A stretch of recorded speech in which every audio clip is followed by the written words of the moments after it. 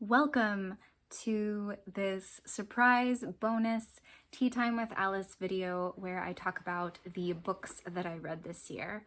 I've pretty much already finished my tea because it's a little bit later in the morning, but I was drinking some Shimla chai, which I got from the Spice Hut, and I added half a teaspoon of maple syrup, which was a secret that I learned from one of the short stories that I read this year called The Tea Shop. I also added a little bit of oat milk because I like creamy chai. So sorry I won't be drinking that because I have to get through this video in 15 minutes and I have a lot to talk about. So we're gonna try to go fast. I'm gonna start off with stats, and then at the end I'm gonna talk about, I'm gonna go through some questions as like an end of the year wrap up and answer the questions for my own personal, like the books that I read. So goals, we'll start with goals. I had pretty much two goals this year. One was to read all of the books for book club, which I did. I'm in a book club. We read a book a month and we talk about it. Did all that. And then my other goal was to read one nonfiction book per month, which I didn't exactly do because I skipped October and November, but I did read 14 nonfiction books plus 2 essays this year, so I feel like that balances out. I'm gonna count it as a win. So next, stats. So we're gonna start with book types. I separated this into novels, short stories, novellas, nonfiction books, essays, and then there were 2 that didn't fit into any other category. So novels, I read 62. Short stories, novellas, total, I read 25. This included 2 collections of short stories, 2 novellas, and 2 additional short stories not part of a collection.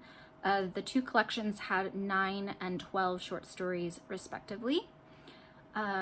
I read 14 nonfiction books, 2 essays, which are kind of like the short story of nonfiction. They're just little nonfictions. And then 1 book of poetry and 1 religious text. Those didn't really go into any other category. Formats. I am separating this into audiobooks, ebooks, and print books. So audiobooks, I read 67, or listened to 67. Ebooks, I read 7, and print, so paperback and hardcover, I read 11. And there were also rereads I counted, so books that I had finished in previous years and then finished again this year. There were 8 of those. I reread the first 3 Rhaenyra Chronicles. I reread Wicked, and I reread, I guess 4 other books. Harry Potter and the Goblet of Fire. There were a couple more. I've reread some books. And that doesn't include the book that I read twice this year because I hadn't finished it in a previous year. So next we're gonna do genres. Now this is a section that takes up the most time. I'm gonna try to speed through it. So the very basic distinction that I'm making is fantasy sci-fi as its own category, because there's a lot of overlap between those, and sometimes it's hard to distinguish between what's fantasy and what's sci-fi. And that can also include like horror books that have fantasy in them, like vampire books, or like angels and demons and stuff like that. So I included Vampire Hunter D and Between Two Fires in fantasy sci-fi, even though I like to think of those as horror. Same with A Lonely Broadcast. Basically anything horror that's has anything paranormal or supernatural in it will be in that category. And then fiction, which isn't fantasy sci-fi, will have its own category. So that also includes historical fiction, romance, literary fiction, mystery thriller that doesn't have supernatural elements to it will all be in regular fiction. And then nonfiction, and then the two other. So fantasy, sci-fi, I read 41. Fiction, which is not fantasy, sci-fi, I read 27. Nonfiction, including the 2 essays, were 16. And then there was the poetry book and the religious book. So I like to separate them a little bit more.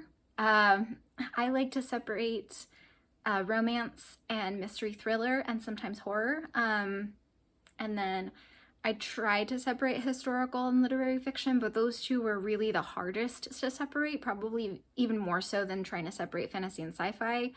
Because, like, where do you draw the line between, like, how long after the events of the book does the author have to be writing the book for it to be considered historical, you know? Or, like, what counts as a historical fiction versus just a book that was written in the past that we now consider historical because it talks about that time period, but at the time it was just contemporary. So those were hard, but if I was going to separate them a little bit more, there'd be like 25-ish fantasy, 7-ish sci-fi, 4 mystery thrillers, 1 to 3 horrors, 10-ish romance, and then like 12-ish historical literary fiction, kind of half and half. And then the nonfictions would be 16. But there were like 11 books that I was like, this could be in multiple different categories, depending on how you look at it. So that was hard. But we'll move on because I want to get to this questionnaire, and there's a lot of questions. So, first question, book that lived up to the hype. So I'm gonna say Legends and Lattes, because I feel like the hype for that one wasn't like, oh, this is an epic, magnificent book, it's the best book ever written. It wasn't that. It was, the hype for that one was just like, it's a really chill, cozy fantasy, and it's awesome. And that's exactly what it was. It was a chill, cozy fantasy, and it was awesome. It didn't need to be more than that. Like, the hype was what it was, and it lived up to it. Book that did not live up to the hype. I'm gonna say The Familiar. I feel like this got more hype when it was being marketed. I don't know how many people actually liked it. I feel like I've definitely seen some people on YouTube that did like it. It fell flat for me. I like Leigh Bardugo's other books that I've read. I like Shadow and Bone. I like Six of Crows. I like, what's it called? Ninth House. But this book felt just super tropey and like it was trying to be something it wasn't. And it just didn't really, it was meh. So next question. What book felt like the biggest accomplishment when you finished it this year? That was definitely the Old Testament. I'm gonna quickly note that I'm counting the Old Testament as its own book and the New Testament as a different book. And I'm doing that on purpose, and perhaps sometime I will talk about one or the other or both.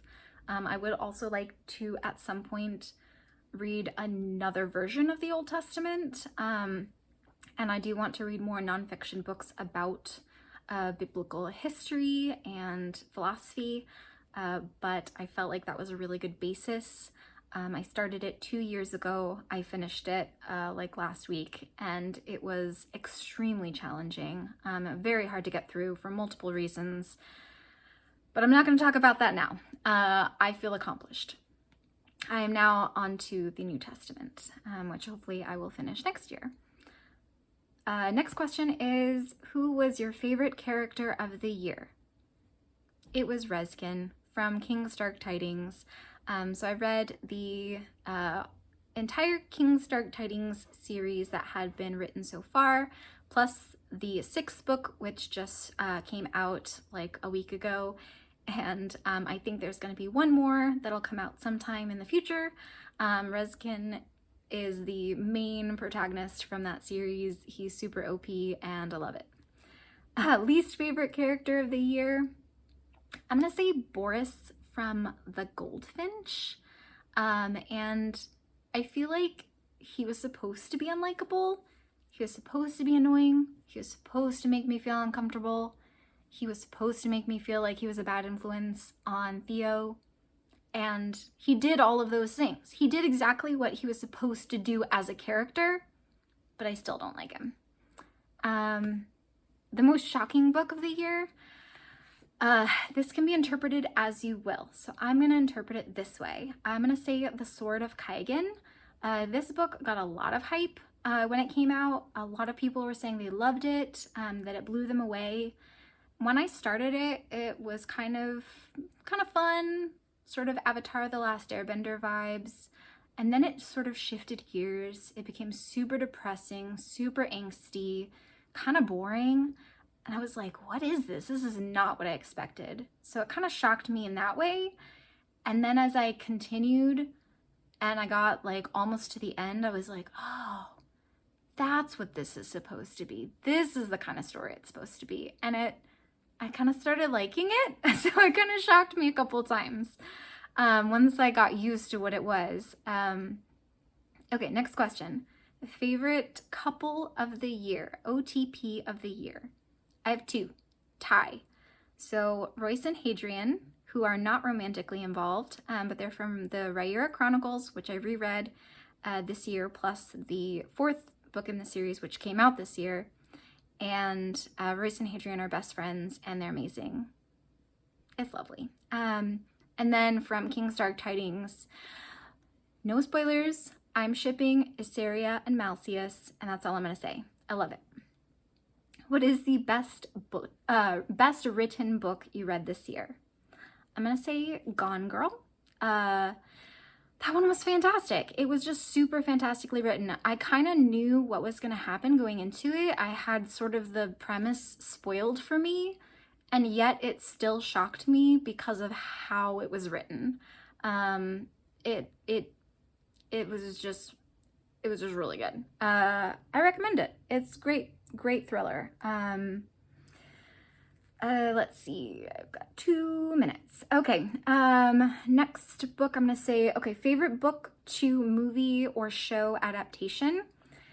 This one is a little hard because we've got The Secret Garden, which is one of my favorite movies of all time, but I didn't watch it this year. I read the book this year. It was, like, looking back, a good adaptation from book to movie, but I think the movie's better. And I didn't see the movie this year, so I'm not counting it. I did read and watch Harry Potter 4, but that one's not as good of an adaptation. And then Wicked, great book, great movie, way too different to count. There's like too many layers in between. So the one that I'm gonna say is The Duke and I, which became Bridgerton season 1. I thought that was a great adaptation. I love them both. I thought it just did a really good job of making that book into a show. Next one is book that made you cry the most. I think I only cried at one book, and that was Pillow Thoughts, the book of poetry. Book that made you laugh the most, probably Service Model by Adrian Tchaikovsky. It was a standalone sci-fi about a robot. It was really funny. Hidden gem of the year, I'd say The Secret Lives of Church Ladies. It's a book of short stories. It was really good. Favorite nonfiction of the year, I'm gonna say Waking the Witch. That was really good. I would probably reread that one and recommend it to people who are into witchy stuff. 20 seconds. Okay, best or favorite book that I read for the first time this year. So my number 1 book of the year was Sea of Tranquility by Emily St. John Mandel. It's a sci-fi. I read it twice. I loved it. So that's all the time I've got, and I'll see you next year.